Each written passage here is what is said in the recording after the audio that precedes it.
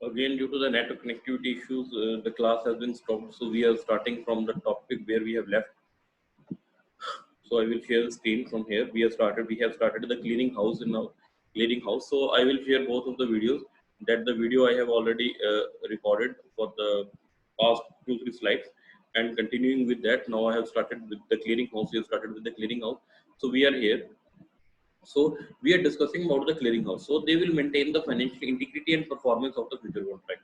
Because as we all know that if the person has entered into the contract, so there will be a margin money is there, the money which is set by the exchange, that minimum amount to be deposited to enter into the contract. It is just like a token money for the future contract as we have entered. So if the margin falls below due to the decrease in the price of the future contract, then the exchange will call for the more margin, more money to be deposited by the person who has entered into a contract. And if there was a profit, then exchange will transfer that profit in cash to the account. And so it has been adjusted on the daily basis by the clearinghouse. So this will guarantee the financial integrity and performance of the future contract. And if any of the party defaults, then this the clearinghouse will do all the legal possible things that can be done on the person who has done the breach of the contract. So it is the guarantee that if you have enter into the future contract, so the contract will be fulfilled and no party will do any default on this contract. Next, considered as a third party between buyer and sellers of future contract, taking no active position in the market but assuring for every short position there is a long position. So now this is that now how the clearinghouse works, that it works that, for example, for every long position there is the opposite short position, and for every short position there is the opposite long position. So on this assumption, the stock exchanges, the exchange and clearinghouse will work. And now the clearinghouse is what the clearinghouse is the third party aggregator that will work between the buyer and seller of the future contract, and it will not take any active position in the market, but they will maintain the financial integrity and performance of the future contract. Now what is the function, what are the main functions of the clearing house? So starting from this, these are the very important things which the question may come from this chapter regarding the clearing house.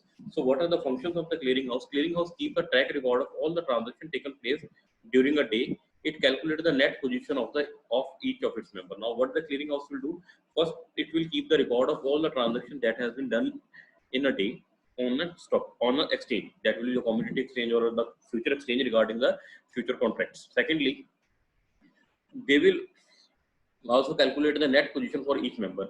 Now what it means, the calculation of net position for each member, for example, you have entered into the contract by submitting the margin of 5,000 for the contract. Now, because due to, as we all know, if we enter into the future contract, there was the rule in the market that the if there was a profit, it will be if sorry if it will be according to the price of the whole contract. So let's assume that the price of the contract was rupees 1 lakh, and the person who has entered into the contract by depositing the margin of 5%, that is 5,000 in the market. Now what happened during the day, the price of the future contract fall from 1 lakh to 98,000. Now there was a loss of 2,000 which will be deducted from the margin money, that that is 90. Now the margin money has become 3,000 now. And actually what is the margin required for the 98,000? The 5% of 98,000 is approximately 4,600. So in that case, the exchange will call for the additional margin because there is a short of rupees 1,600 due to decrease in the price of the future contract. So here now net, this is the net position. This is the net position of the member who have entered into the future contract. Now this will be calculated. This will be calculated by the clearinghouse, and it will be conveyed to the person who has entered into the contract to fulfill the obligation and to maintain the margin. If the person fails to maintain the margin, then exchange is having the right to settle that contract. So first thing is that it will keep the record of all the transaction, and secondly, they will calculate the net position of each member, that how much there was a short of margin or how much the amount is to be deposited. Now we will take another example of this as we continue with the example. Now we can take another example. For example, the price of future contract raised from 1 lakh to 1 lakh 5,000 in the market or on the exchange. Now what the clearing house will do, it will, now there was a profit of 5,000. Now clearing house will deduct at the end of the day, will deposit the rupees 5,000 in the consumers, in the client's account, as the 5,000 is margin and 5,000 is the premium money or the money that has been provided due to increase in the price of the particular contract. So here the both side of the transaction are to be maintained by the clearing house, and it will calculate the net position of each member and do the settlement. Next, clearing house guarantees all the traders in future market will be, however, their obligation. It plays a middleman in the future contract. Now, as we all know that there are various type of people in the market. So to safeguard the people, to safeguard the investors on the exchange, so that as there was the middleman in any of the contract, in the same way the clearing house will act as a middleman between the both of the parties, that is the buyer and sellers entering the short position or the long position. So here the what the clearing house will do, it will ensure both the parties that contract will be fulfilled and no party will default in fulfilling their obligation. If any of the party makes any default in fulfilling their obligation, in that case the clearing house will take a necessary action and make the contract and try to fulfill the obligation of the person and force the person to fulfill their obligation. In the absence of that, the clearing house is having all the legal authorities to sue that person and to force this person to fulfill the obligations of the contract. Next, a buying and selling of the contract require daily collection and payment of funds to the parties of the future transaction. Now, what it means, now for example, the person has entered into the position into the future contract, that is a 3-month future of rupees 1 lakh for a per lot. Now, the margin money, as we have discussed, the 5% is the 5,000. Now, if the price falls, now the actual loss will be deducted from the margin.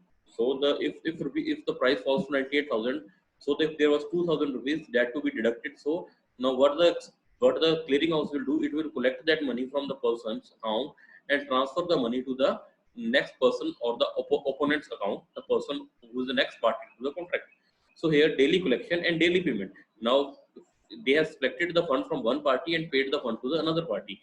So these are the functions, that is the day-to-day functions of the clearing house that will be performed every day by at the end of every day by the clearing house. Next,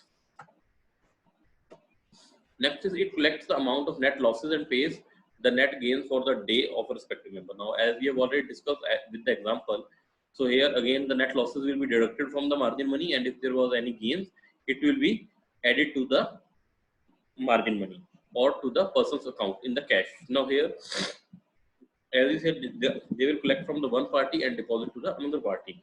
So it plays a very vital role in doing that thing.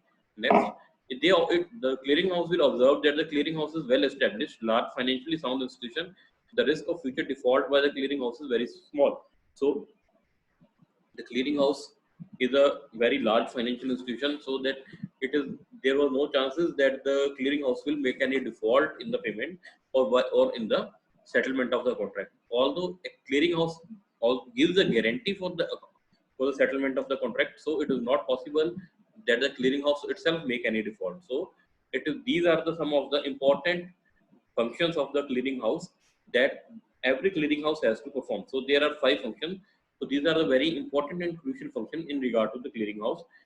Before moving forward to the next topic, so if we have already discussed the clearing house, what it means, what it are its duty. So in the broad sense, if we say that clearing house provides a guarantee to both the parties for the fulfillment of the account or fulfillment of the contract.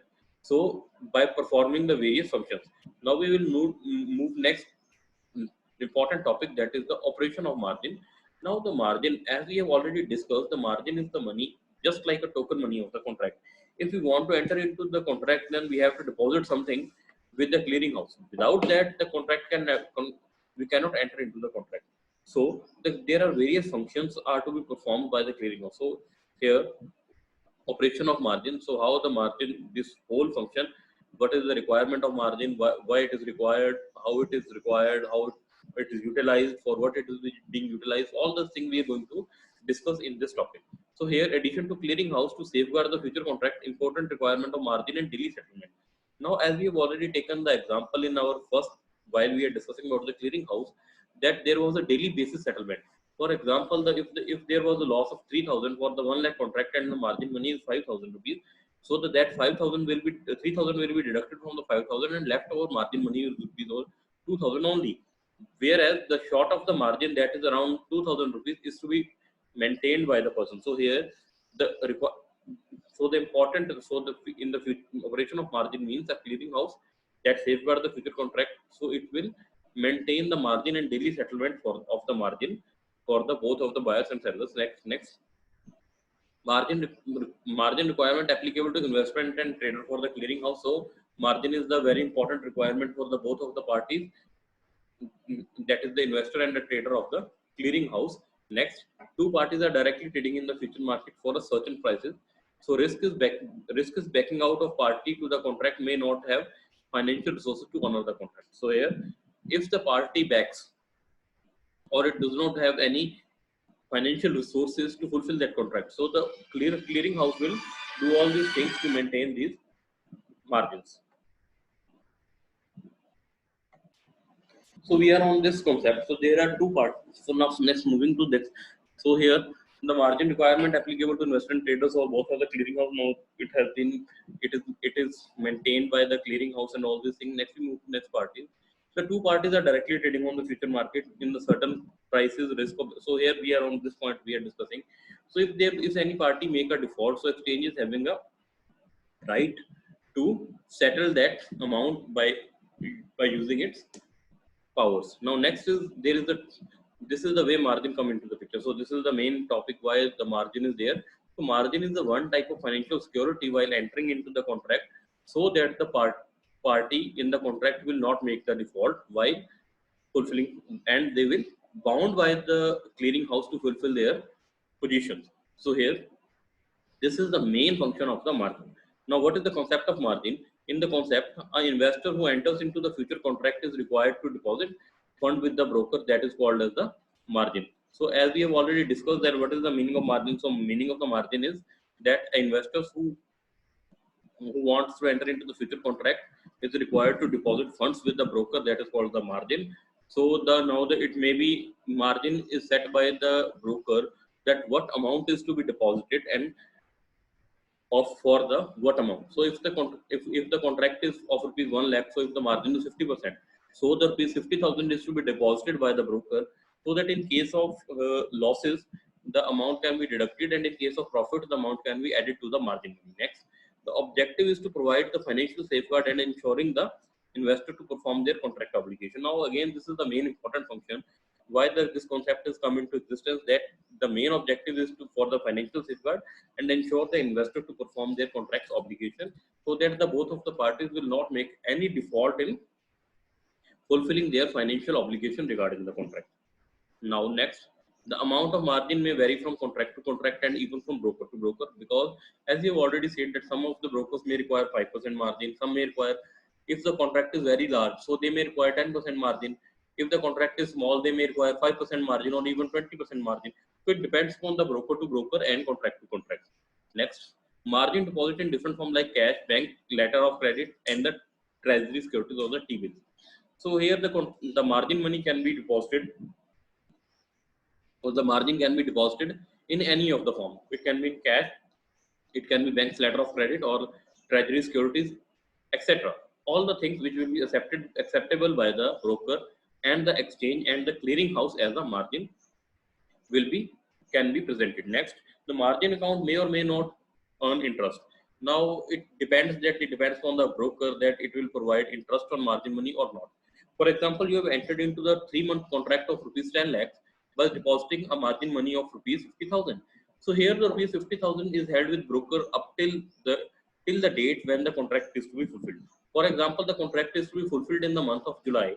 So till the 3 months. Now it depends on the broker and the clearing house either to provide the interest at the bank rate to the person or not.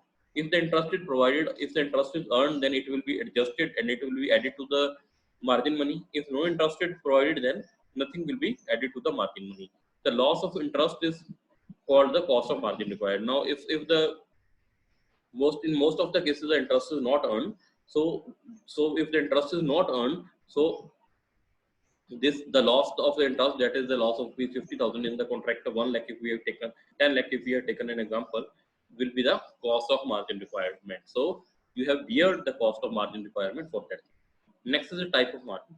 There are three type of margins uh, which which are to be maintained by the investors with brokers and the clearing house. So they are three. First is the initial margin, the main the margin that is required to enter into the contract. Next is the maintenance margin, that the margin that the person or the investor has or the trader has to maintain in the with the broker or with the clearing house.